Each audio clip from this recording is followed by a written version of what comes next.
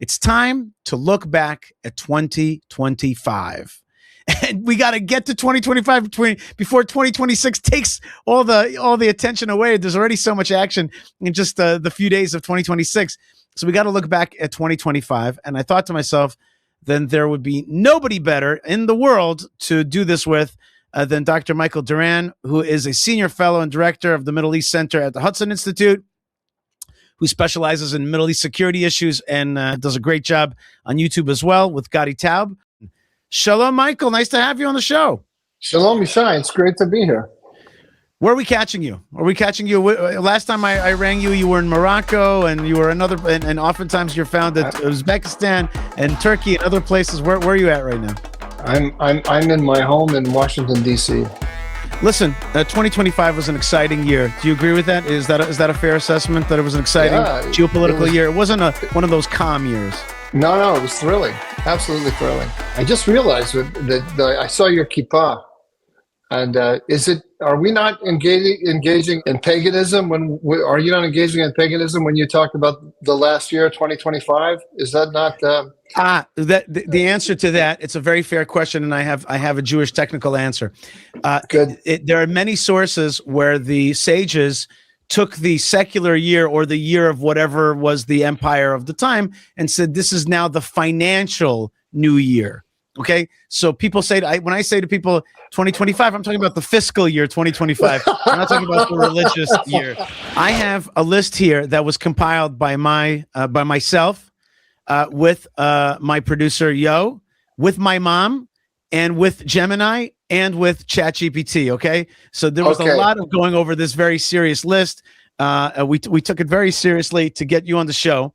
And of course, if you think there's something else, I'd love to have your thing. Well, I have a number one. I'm curious what your number one is. What's your number one? My number one is the Israel-Iran 12-day war. Yeah, okay, that's my number one too. So we're in total agreement. Should we watch a clip about that? Okay, what we're seeing is bombing. We saw the B-2 bomber coming in there. Israeli airplanes hitting in the heart of those nuclear plant names like Fordo and others that we knew about. So here it is happening. People in the streets saw it. Powerful, attack. And it took a few days for us to find out, actually, Natats is one of them. Look, it says our peaceful nuclear facilities have been attacked. Of course, we know that they were not peaceful. That 12-day attack also hit the SAMs. It hit the nuclear buildup. Here's the famous scene of the lady being hit in the news studio, and then she has to run out of the news studio. That's what it looks like. Okay, and then, of course, there was a major rocketeering into Israel. I was stuck in New York and had to fly in a dangerous flight pattern to get back into Israel. So that was the facts of it. How do you understand it? I understand it largely as an Israeli victory. We should talk a little bit, not get too triumphalist about it, because I think there's some dimensions to this that we need to be aware of that point to a serious Iranian strategy against Israel, which is ongoing. But basically, an Israeli victory on many levels. And also, it's a major turning point in U.S.-Israeli relations. This is the first time that the United States and Israel went to war together. As far as I know, that's never happened before. And it's not an accident. It's part of President Trump's vision of the new regional order, which is a partnership between the United States and Israel of the likes that we haven't seen before. And I think it's a very positive development, and it hasn't gotten as much attention as it deserves. Do you see it? Do you see that joint attack as indeed a joint attack or an Israeli-led attack? Did you understand that Trump wanted to jump in? Did you understand that Trump was there from the get-go and he was backing this thing? How do you analyze this? What did you call it? A kind of joint strike? How did you? I said they went to war together. No, I don't think it was a foregone conclusion that the United States was going to join the war. And I wouldn't call it Israeli-led either, although in a way it was. But Israel acted alone. It acted in the hopes. I think I've talked to senior Israeli officials, and I think I have a pretty good idea about how this unfolded. They acted in the hopes that the United States would join in. They didn't hide anything from the United States. The Americans knew they were going to do this, but they did not know until about 4 days in whether the United States was actually going to join or not. And really, it was nothing breeds success like success. Donald Trump saw that it was going to succeed, and he saw that it was going to succeed big time, and he wanted to be part of that. I think also we don't know that. I haven't heard as much from the American side and Trump's thinking.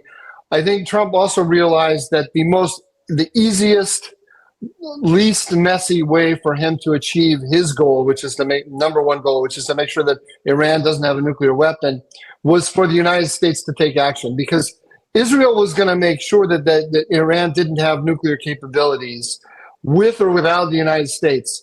But if it did so without the United States, it was going to be a lot longer, a lot messier, and more difficult for Trump to handle than just deciding to go in himself. So I think those were the two major the two major factors that convinced Trump to go in: the success of the Israelis and the fact that Trump can't achieve what he wants in an elegant way unless he took action. Was this part of Trump's China containment policy? I believe so. Yes, I believe so. This is one of the more difficult things to grasp right now, is to what extent China is weighing on Trump's mind, because he was more overtly competitive with China in his first term than he is now, overtly in terms of talking openly and daily about China competition. When his national security strategy came out, by the way, that's another issue that we need to talk about later, is the national security strategy. But I'm going to say basically this. So another item on my list is his national security strategy, which when I first looked at it, I was disappointed. I just skimmed through it, and I didn't see China anywhere. I saw the emphasis on the Western Hemisphere and so on, and I thought that he had kind of forgotten about competition with China. But then I sat down and I read through it twice very carefully, and I think China is in every paragraph and in every sentence. You can't this thing doesn't make sense unless you assume major competition with China for reasons which I can only guess at. I think he just doesn't want to say competition with China every other sentence. But that's what's going on. Okay, but break it down for us. Is it that Iran feeds China energy? Is it that China feeds Iran because it's a striker? It's fighting the West? Are both of those true? Both of those are true, and both of those are the reasons. I mean, 95% of Iran's oil goes to China at reduced prices. But also, China is feeding Iran its ballistic missile program, or helping its ballistic missile program. Mm-hmm. The Israelis in August of 2024. I'm sorry, October, I think, of 2024. The second round that Israel had with Iran, they took out the ballistic missile production capability of the Iranians, and they calculated that they had taken it offline for at least a year, probably longer. That was a miscalculation, because the Chinese stepped in and they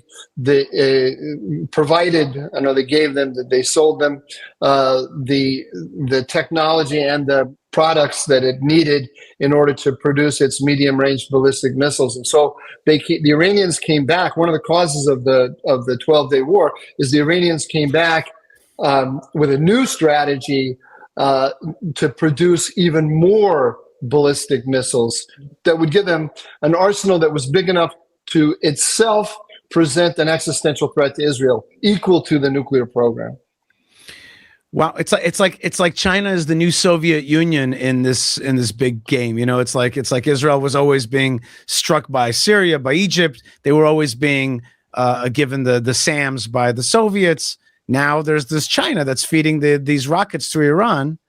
It's like we're going around the same type of consciousness.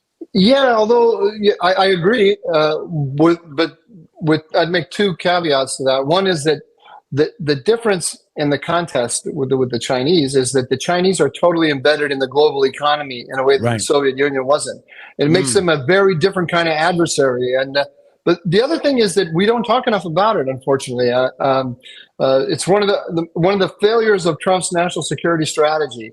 I don't fault them for not putting China in every line. They have the reasons why they don't want to do that, but there needs to be a network of third-party validators of the Trump administration who are explaining how Trump is actually thinking about things. One of the bizarre characteristics that we have today in the Trump administration is that Trump's number one explainer in the MAGA world, MAGA broadcaster, is Tucker Carlson, who's actually fighting Trump on a number of these major issues. He's fighting Trump on Israel. He's fighting Trump on Jews, by the way, too. He's an anti-Semite. So, and that's one of the numbers. So we're going to get to it. That's one of the. Okay. Go ahead. I'm sorry. No, nothing. Sorry. It was the big one. It was definitely the big one. So it makes sense that we talked a lot about that. So Israel, Iran, and it also shook up. It shook up the regional. The regional power dynamics. Everything flows from this. Everything that we're seeing today. When I say seeing today, I mean these are other things that might be on our list, but everything that we're seeing, Israeli recognition of Somaliland, the tensions between the Saudis and the Emiratis, the conflict that we're seeing there, the tensions between Israel and Turkey, and so on. It all stems from the fact that we are now seeing unfolding a new vision of regional order, the Donald Trump's post-Iran regional order. I mean, Iran isn't gone yet, but it's like the king. You know, the king is sick, and all of the everyone in the court is jockeying for position now. So Iran is still around, but there's a contest going on for the post-Iran regional order, and Donald Trump has put Israel-U.S. cooperation at the center of that order, and that's causing all of the other motion around. You're saying that Iran is like the sick man of the Middle East. It's the sick man of the Middle East, absolutely. Right, okay. Well, number two for me here was, I guess, related, but it's different, and that is, it was at the very end of 2024, December 8th, 2024. Bashar al-Assad fled Syria, and throughout 2025, the implications unfolded rapidly. Syria entered a volatile transition phase, creating both danger and opportunity along Israel's northern border. The collapse was connected to Russia's effective exit from the Middle East, and then the rise of Jolani, the famous 3-point shooter Jolani. That was a reference to his Washington D.C. video where he's shooting basketball hoops there. But the point is that the other player that falls. Here's a video on it. We see Assad going down, and he. Runs away from Syria. Syria is revealed to be full of these awful, horrific prisons. These prisons with all these tortured people. I found that whole thing to be disgusting. You know, when you saw what they were doing down there, you know how they were torturing the people of Syria, this Assad regime.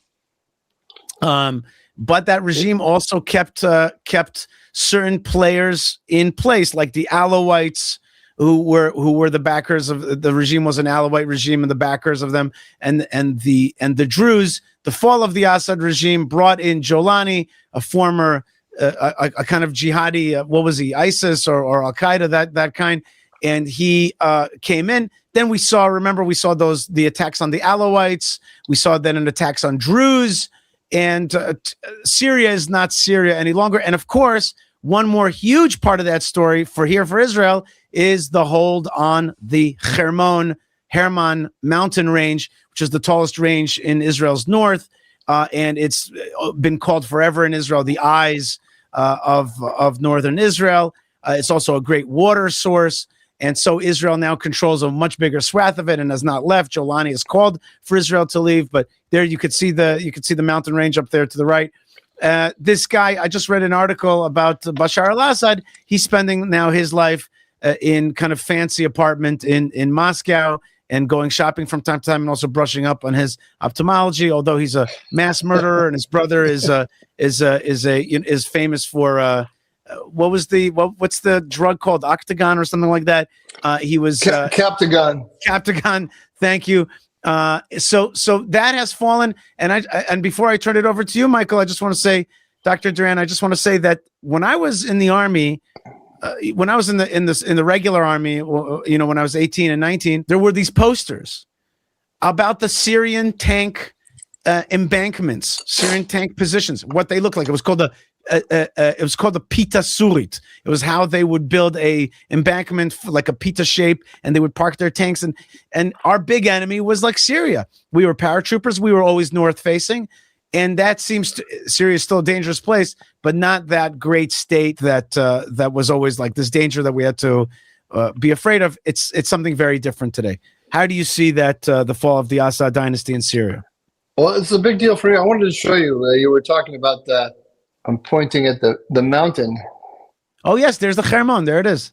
There she is. That beautiful. But that's from Damascus, though. Oh, that's awesome. That's awesome. I went to Syria right after Assad fell. I went to Damascus with my friends, the Turks, and we drove from Gaziantep down to Damascus. And, so you traveled south to Damascus? Wow. Yeah. And I want the audience to understand why I say wow. Jews, Israelis, we never go to these places. We can't go to these places. They've been forbidden to us. And also, these places are biblical places. These places are part of these are famous mountain ranges. And it's the kind of thing that my daughter will say, I so one day want to see Damascus. So, and Damascus, by the way, is mentioned in the Bible. Eliezer, the servant of Abraham, came. He was known as Damascus Eliezer. So therefore, these are important places that mean something to us here in the Middle East. Go ahead. So I right after in 2020, I went to Azerbaijan during the war between Azerbaijan and Armenia, the Second Karabakh War. I went there as a guest of the Turks. And I learned then. I got access and was able to see things and understand things because I was friends with the Turks, because Azerbaijanis are so close to the Turks. So because Shara was backed by the Turks, the minute he fell, I called up my friends and said, "Hey, let's go."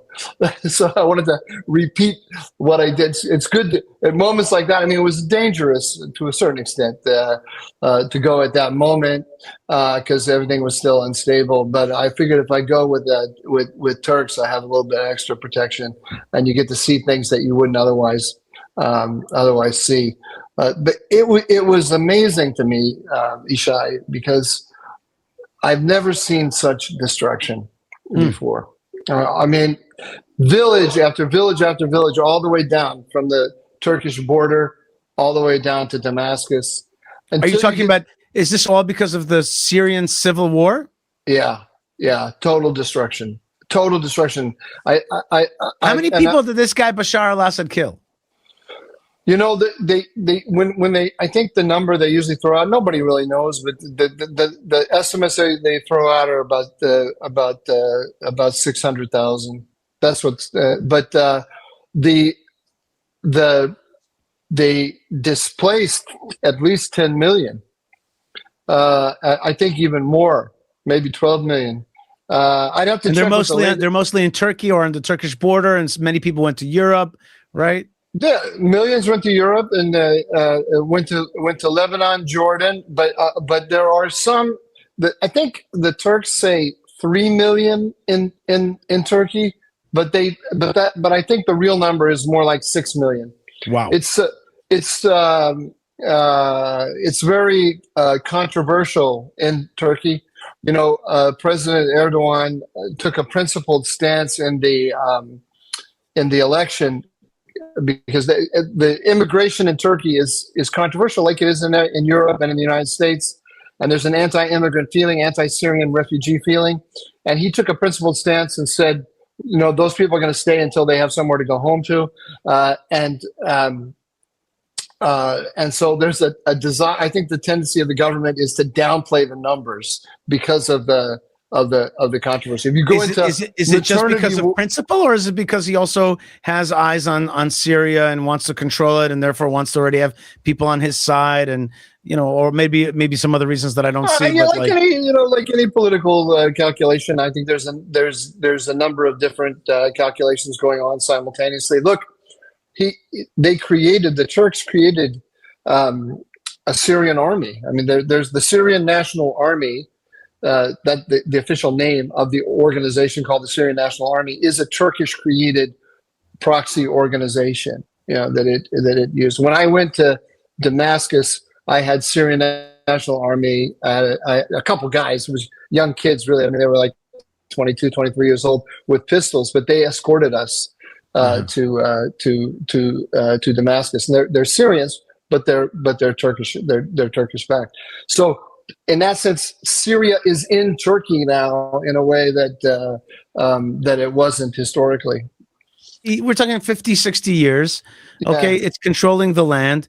Israel was afraid of it for a long time, and now it's gone. There's like a country that's like it's not there anymore. It's just a country that's not there. This jihadi dude is trying to take it over. Immediately, he's doing jihadi stuff on the Alawites, payback time on the Druze because it's a different people, different religion, whatever it is.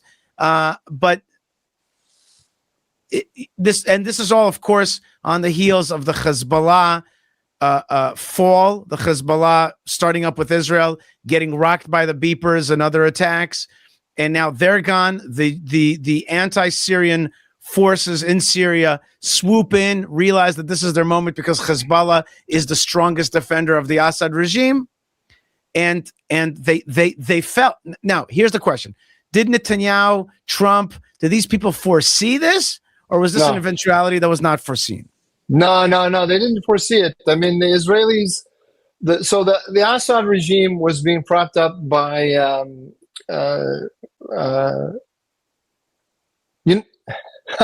The Assad regime. I'm sorry. I hate it when I don't know my dates.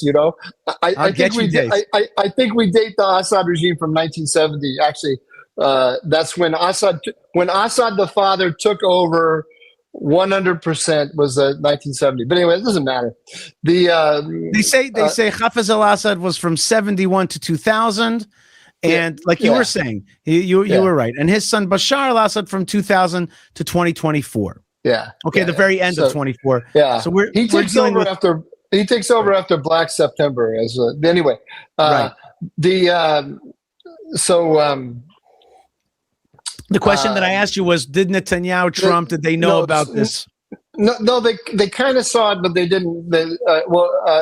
It happened under Biden, right? Because Israel was attacking the Iranians in Syria, and that escalated during the war after October 7th, and so the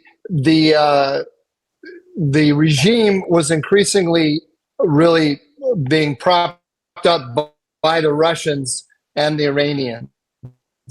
The Russians got busy in Ukraine, and then the Israelis hollowed out the Iranians, and Assad's own forces were not even being paid.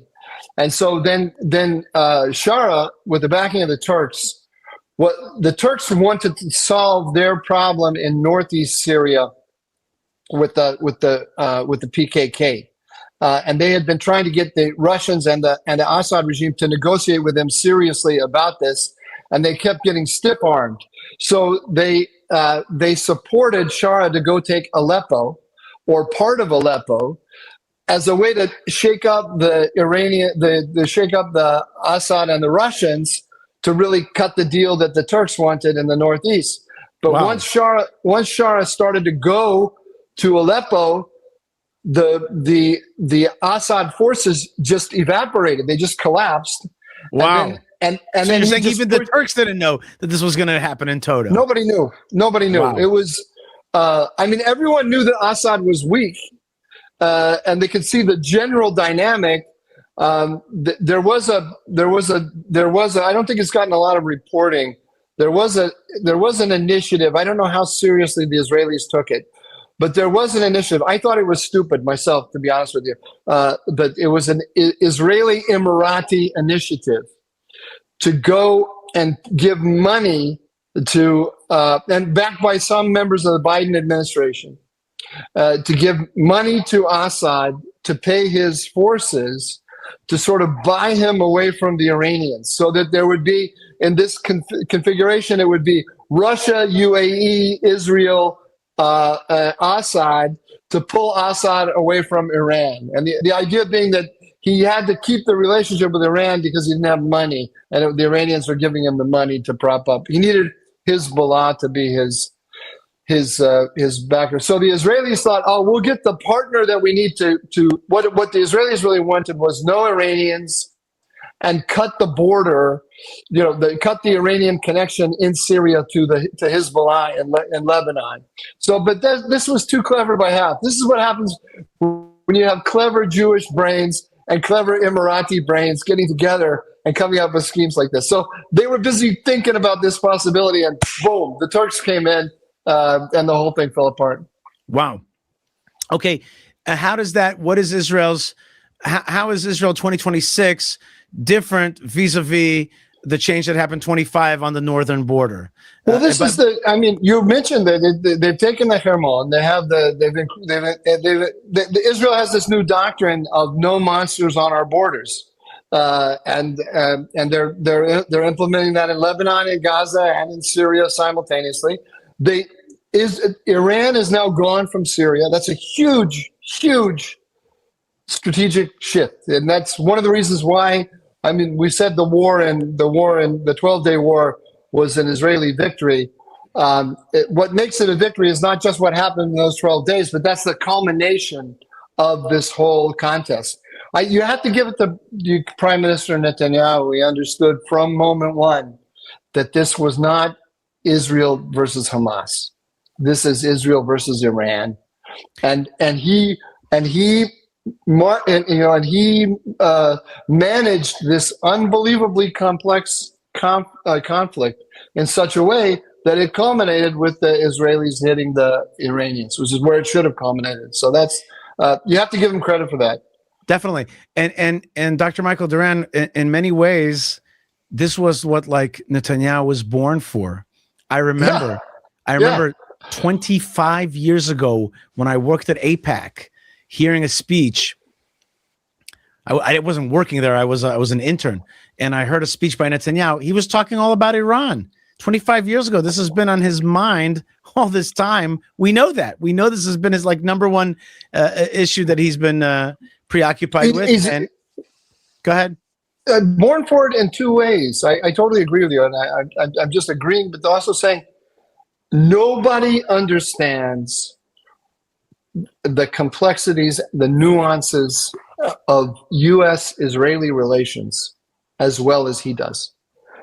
And he managed those masterfully. And when the story is finally told, I think people are going to marvel at how he managed them, because he was under enormous pressure from the Biden administration to shut this thing down.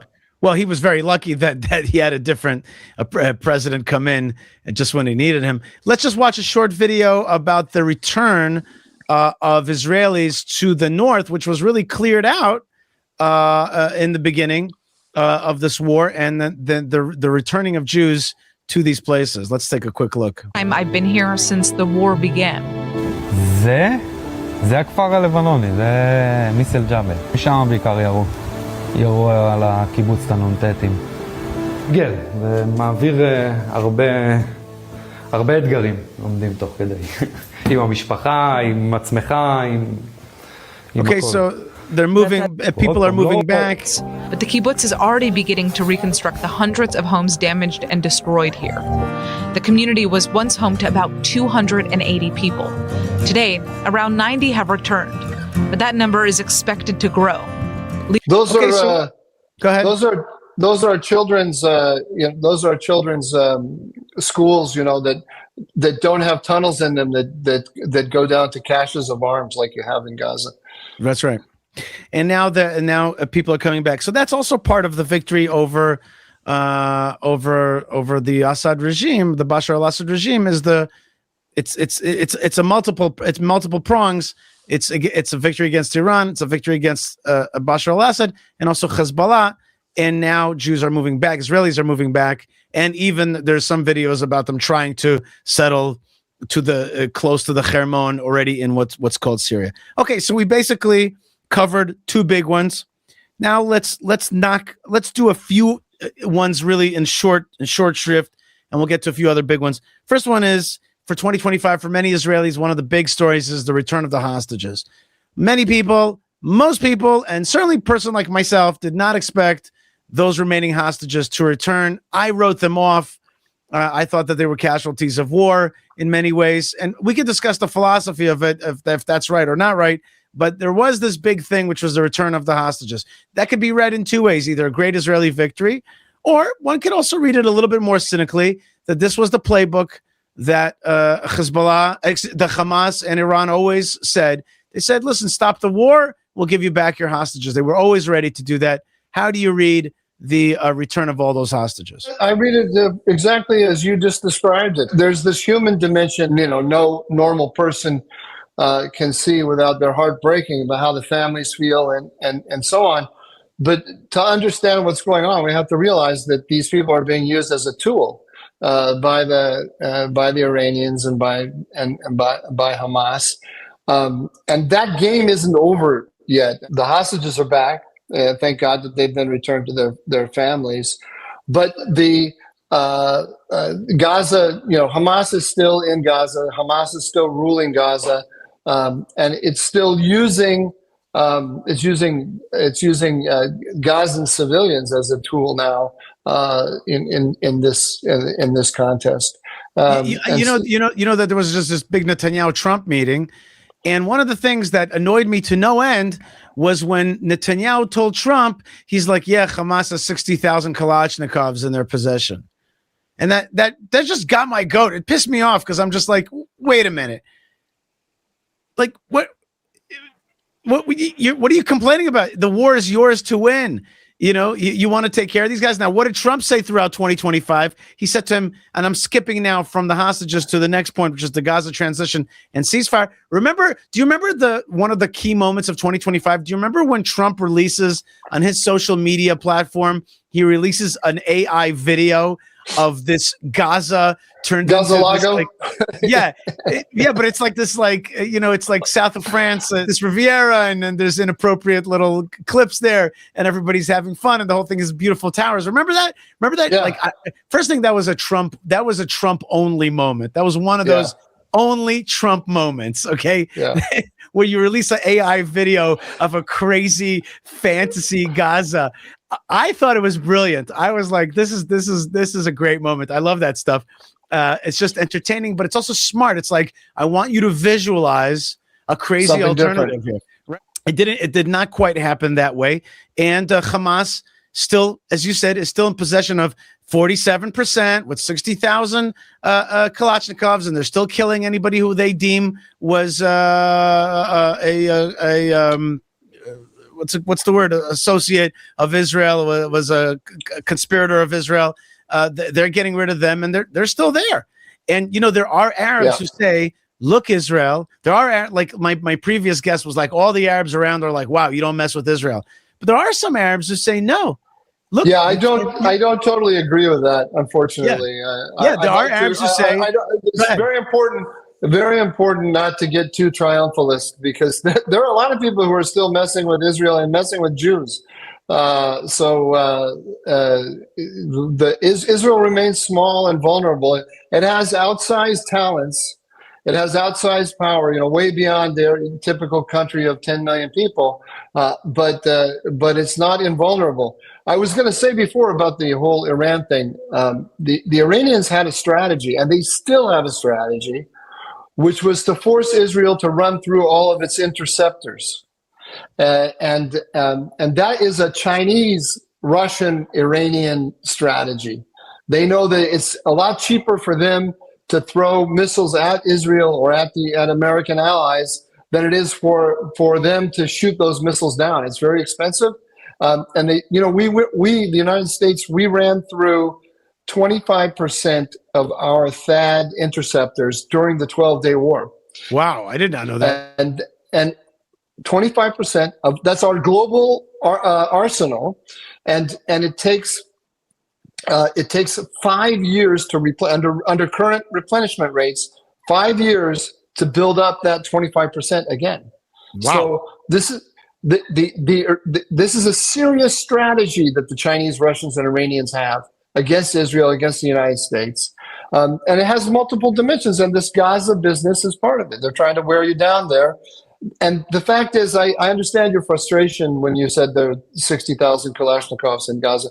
But the Israelis, I'm not talking about every Israeli, but just the Israeli security establishment, it doesn't want to go in and finish the job in Gaza. It doesn't think it's worth it.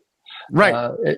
And that's this. We have to recognize this. That this is that they have a serious argument. I personally don't have a position, but we need to understand their argument is: we go in, we clean it out, but then we have to withdraw.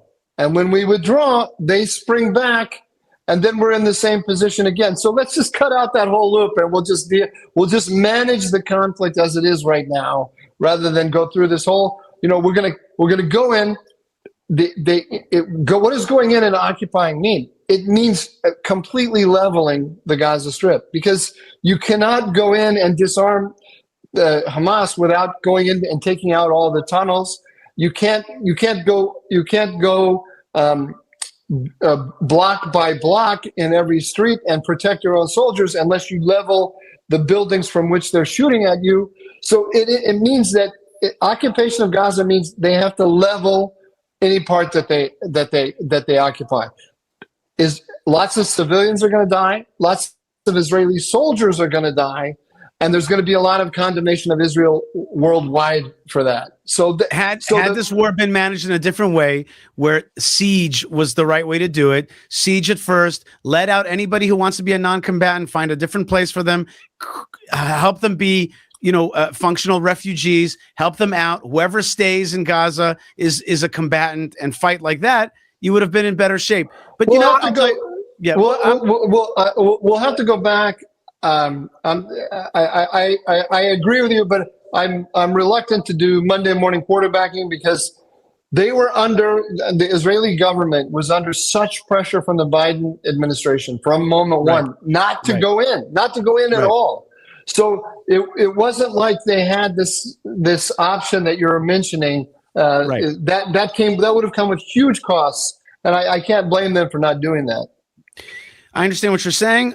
Right now, we're just covering 2025 full analysis about how to fight the Gaza war is to me, the idea that the Gaza is still a dangerous place for Israel, it's sick. And a lot of people here in Israel are like, how to fight in Iran and shut down a whole country over there. You know how to get rid of whole regimes, but you can't deal with the sandbox next door. You've allowed it to be built up like this. Okay, let's go on to we hit the big ones. The big ones we hit was Iran, Syria, Gaza. Yeah. Okay, those are really the big ones. But then there's these other wars. Okay, there's these other wars. The woke right, the growth of the Tucker Carlson, Candace Owens, the Alex Jones thing. That's on my list very high. I think actually number 2. Yeah. Right. And here's a war. There is no triumph here. That's for sure. No. I'll get your analysis. And let's not forget the takedown of a strong pro-Israel voice, and definitely a moment in American history, which is the murder of Charlie Kirk.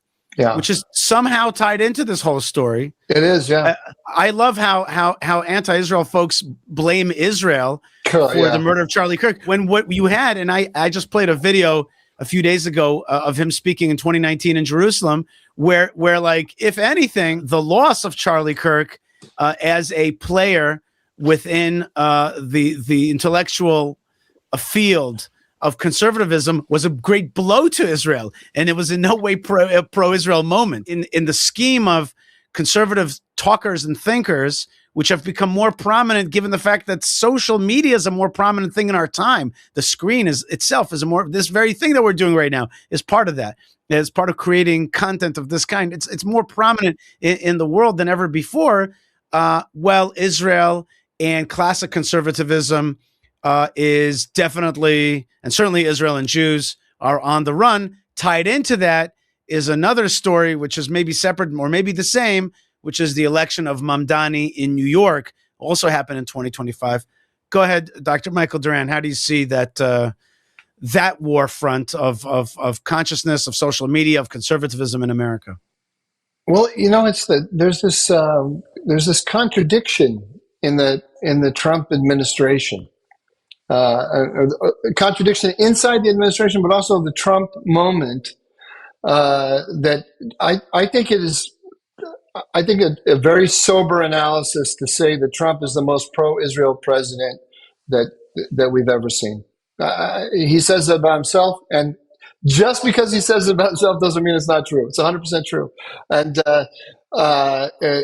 this, like I mentioned at the beginning, the fact that Israel and the United States are going to war together now and thinking about regional order together, this is a big deal.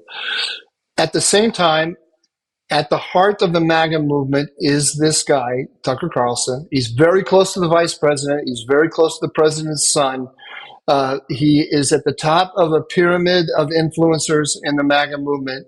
And there's a war going on inside the MAGA movement. Let's hear him. Let's hear Tucker talking about it. Most people have no idea that's true. It is true. Why is China running the port of Haifa, Israel's biggest port? Really, if they're such a close ally? And of course, the answer is because from Israel's perspective, we're not a close ally. We're a country that has been willing to help them. But when you only have 9 million people and a limited defense budget, you take help where you can get it. So the loyalty is not requited. It's one way. And I think the good news is that the government of Israel, in particular, the prime minister, Benjamin Netanyahu, has pushed it too far. And he did that in part by running around telling people what he thought was true, apparently. I control Donald Trump. I control the United States Congress. I control the United States. He said that to political allies and opponents in his country. He said it to foreign heads of state. Fact. I control these people. All right. So we know about this guy. He's the number one anti-Semite in America today. Let's just remember. Only a few years ago, this guy would have these 25-minute monologues, and you listen to them, you're like, this guy's right on everything. He really gets it, and he says it in such an eloquent manner. He was pro-Israel, pro-Trump, anti-jihad, and suddenly this guy is a totally different person, right? I never trusted him, and I always knew he was an anti-Semite. Are you friends with Lee Smith? Sure. Yeah, you can ask Lee. I told Lee 10 years ago he was an anti-Semite. Because you said he was pro-Israel. He was never pro-Israel. He always avoided talking about it, and that was the tell. It's the dog that didn't bark. He would never ever talk about Israel. Obvious moments when a conservative would say positive things, he never did. And now I believe that what he's doing is, you can't do what he's doing. He's systematically, you follow all of his. By the way, I have an article on this coming out at Tablet Magazine tonight on this fight within the MAGA, and I analyzed Tucker in detail. He is systematically trying to dismantle the U.S.-Israeli relationship, and he's doing it using classic anti-Semitic arguments. I mean, he's updating the protocols of the Elders of Zion for the 21st century. And let's also add that he's doing it successfully, meaning to say there are a lot of people absolutely successfully, right? And throw into that the Epstein thing and the other other issues, and it all comes together. We're giving them a lot of money. They're forcing America to fight wars that we don't need to fight. America should be America first. The Jews are conniving, tricky in everything. They have this lobby, this Israel lobby. By the way, I have a line for you. There's a small Middle Eastern country. There's a small Middle Eastern state which has outsized power. They have power in media. They have power in politics. They have their tentacles in everything. And they control banking. They control media. They control real estate. They control education. And that small Middle East country is not Israel. You're going to say Qatar. That's right. It's the other one, right? And those guys. I mean, the amount of money that the Israel lobby has paid, done, worked with is nothing compared to the Qatari money in Washington and the Qatari money in New York City, Qatari money in media, Qatari money in academia. It's nothing. The Jewish efforts in that seem to be dwarfed by this massive thing, and a lot of people accuse Tucker Carlson of being Carlson and all that kind of thing. I don't think we have to. Maybe he takes money from Qatar, maybe he doesn't. I don't know, but I think unfortunately, Yishai, when you look at the agenda that he's pursuing and the way he's pursuing it. This is good old-fashioned, homegrown Christian anti-Semitism, or just Gentile anti-Semitism. We don't have to see. I think understanding how it intersects with foreign countries and foreign agendas is very important. But the problem, this rot begins at home. Unfortunately, right? His impact on young people, newer MAGA people is I think well documented, and we have to fight it. We have to fight it tooth and nail because it's extremely dangerous. It's dangerous for the Jews, of course. It's dangerous for America. Tucker. You've seen the clip where Tucker claims that he fought a demon. He was attacked by a demon. Yeah. So him and Candace Owens and others. We're talking about people who are literally hunting demons. This is a witch hunt, and when someone with that much power and influence in your culture is hunting demons and is asking you to alter your foreign policy in pursuit of their demons, this is a very dangerous thing. It's not good for our country. This is going to be a huge strategic mistake. The fact is that everything that he says, the truth is 180 degrees out from what he's saying. Israel is the most loyal ally the United States has. Israel is more subordinate to the United States than any other ally with this kind of capabilities. It's not the power. He looks at the small people with outsized powers, which is what Israel is, and he says, therefore, they are actually controlling us. No. Because they're small and dependent on us, all of their outsized powers are used by us for our purposes. That's basically the way to see it. I'd rather hear that language be like, okay, Israel is a great ally. You know what I mean? It's not an issue of subordinate, not subordinate. We have joint interests, and we have those interests are against bad guys that want us both out, and we have joint economic interests as well. I'm happy saying that too, but the reality is we are a superpower. We are 330 million people or whatever, the largest economy in the world, and you're a country of 10 million people, incredibly talented people, talented way beyond their numbers and so on. But still, the size is what it is. Very good. What about Zohran? What about Zohran Mamdani? You think that's part of that picture? Yeah, sure. Just before you answer that, just give me 1 second to remind people. I just want to make it a little bit more visceral. I was living in Upper Manhattan in 2001, September 11th. The downtown area was smoking after the Twin Towers not only did they take down those two buildings, but killed thousands of people. We knew who did it, jihadis. The city of New York. There he is. He's being inaugurated, Mamdani. According to the best of my ability. So help me God. So help me God. Congratulations, Mr. Mayor. Okay, when he says "so help me God," he was swearing on a Quran, and it's not that I have a problem with Muslims. I have a problem with jihadis, and he is, he's an anti-Israel. He has made many statements. Anti-Netanyahu, anti-Israel, anti-Aliyah, he's literally anti the state of Israel, right? And this guy, he's certainly also, he's what I call Obama 2.0. He's both a jihadi and a communist. He's like a better version of, even cuter, even a better talker than Obama. He's like a better Obama. He's like perfect. And this guy is coming into the biggest Jewish community in the world outside of the land of Israel. And this has been a sea change for this city, which in many ways is like, you could say the US is powered by New York City. Or at least a big element of it. Now this city, which only 20 years ago was attacked by the jihad, is electing a jihad. Well, that's a victory for the other side, is it not?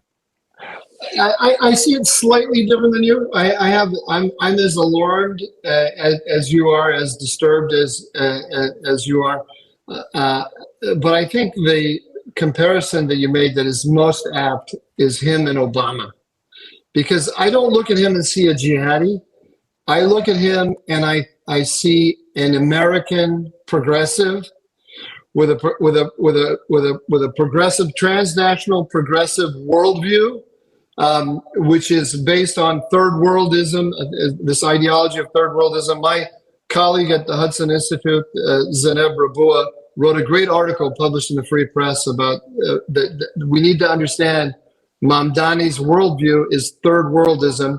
This is an identifiable ideology. It's very easily identifiable because it's what our universities have been teaching our young people for the last 30 years. And this is the problem. The Jews today are taking it in the neck simultaneously from the Tucker Carlson right and from the university generated third worldist worldview. And this is why this moment is so dangerous, and this contradiction we've got in this moment, at the moment of greatest cooperation between Donald Trump and between the United States and Israel. We have anti-Semitism at an all-time high, and it's coming from two directions simultaneously.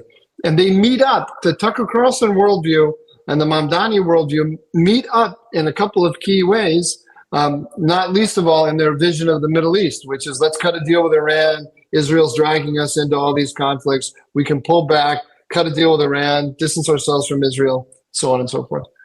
So if we break down the stuff that we talked about 2025, the first half we were talking about is a lot of Israeli victory, right? Victory via Iran, Syria, Gaza, maybe even somewhat containment of Houthis, and Somaliland is probably a story of containment of Houthis and control of the Red Sea lane down there from the Mamdani Strait and all that. Okay, so victories, strengths, and then when it comes to American consciousness, global consciousness, TikTok consciousness, Tucker, Candace, Mamdani, like there's been a lot of losses for Israel. Oh, not to mention Sydney, Australia, what happened there, which was obviously a sign that liberal countries, the British Isle countries, the British, the countries that were born out of Britain, which is Britain itself, Canada, Australia, and even the U.S. have anybody who had a liberal tendency has gone to progressive, gone to pro-jihad tendencies. And so Israel is, if you ask the global consciousness of the world, Israel is not a big winner right now. It's not a great looking state. Its legitimacy is eroded. Yeah, absolutely. And we have to fight.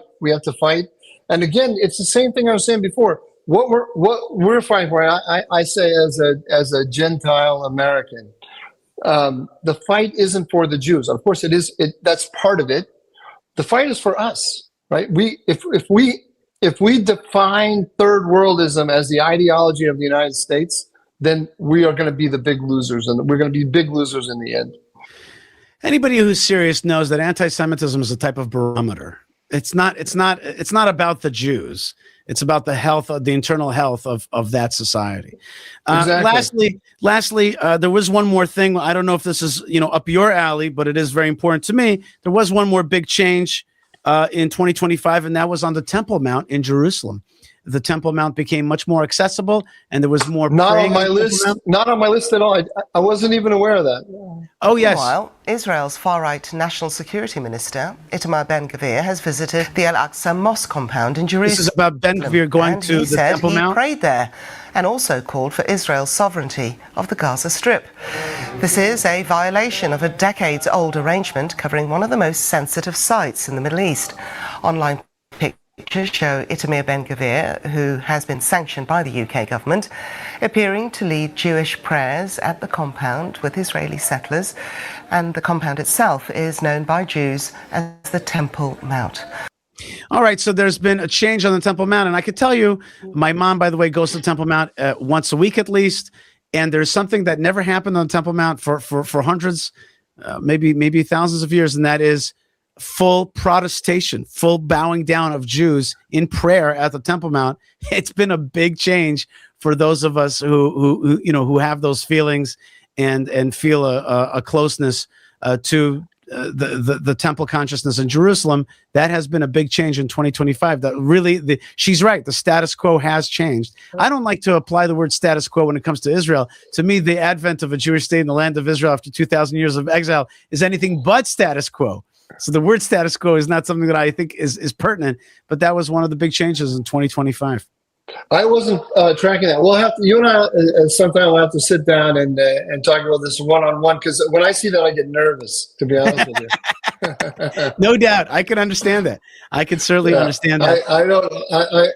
I want, I want harmony among the nations, among the religions. And remember, Michael Doran, Dr. Michael Doran, that the house of prayer is supposed to be a house of prayer for all nations, as it says at Isaiah. So I can understand that it is a place of tension, but it's also a place that actually wants to bring peace to the world.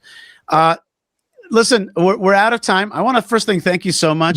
Do I get one more? I was going to give you one last word and one last kind of thought, and hopefully you got even some kind of positive sense to put 2025 in perspective for us. My thing isn't really a positive thing or a negative thing. I just wanted to say the other event. Do you remember you probably don't remember, you're too young, all the jokes about Franco? Hey, did you hear the news about Franco, the dictator of Spain? And the punchline is he's still dead.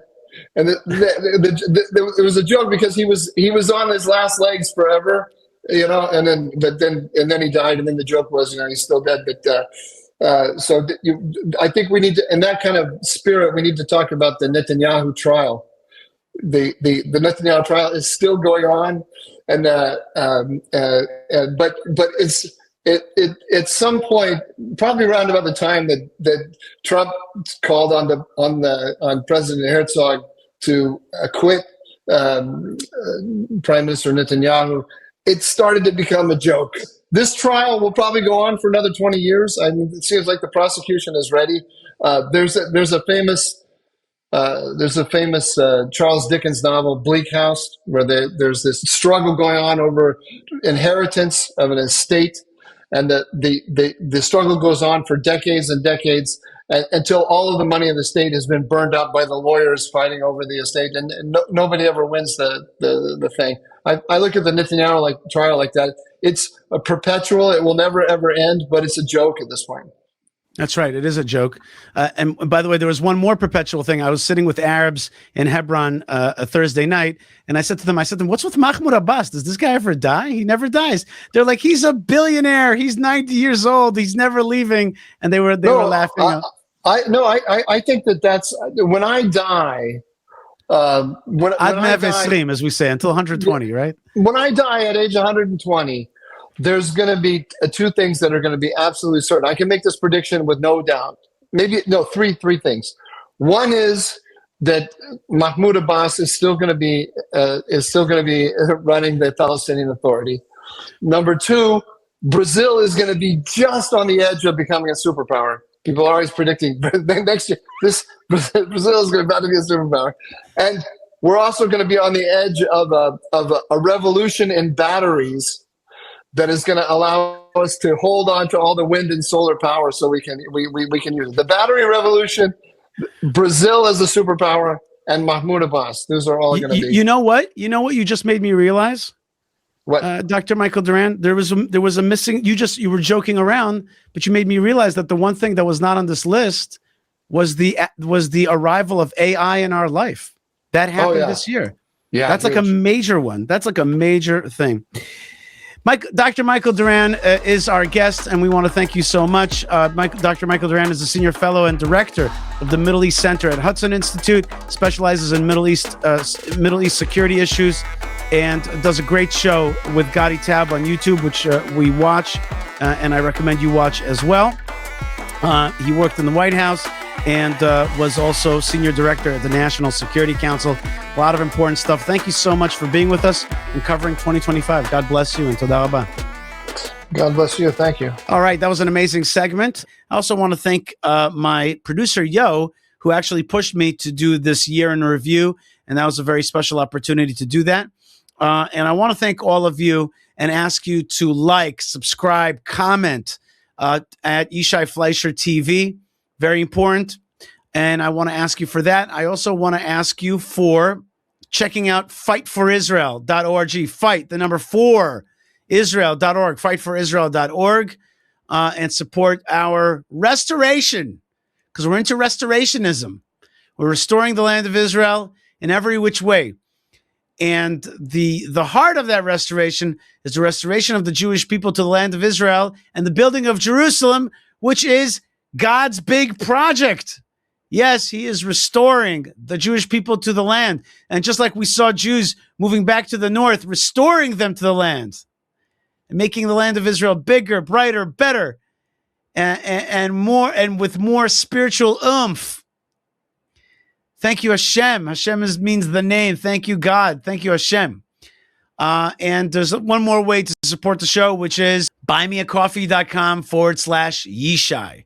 And when you support me, I support you back. And the way that I support you back is by giving you great information together with my team. And I want to thank Yo, Moshe, David, Yona, who else? Amir.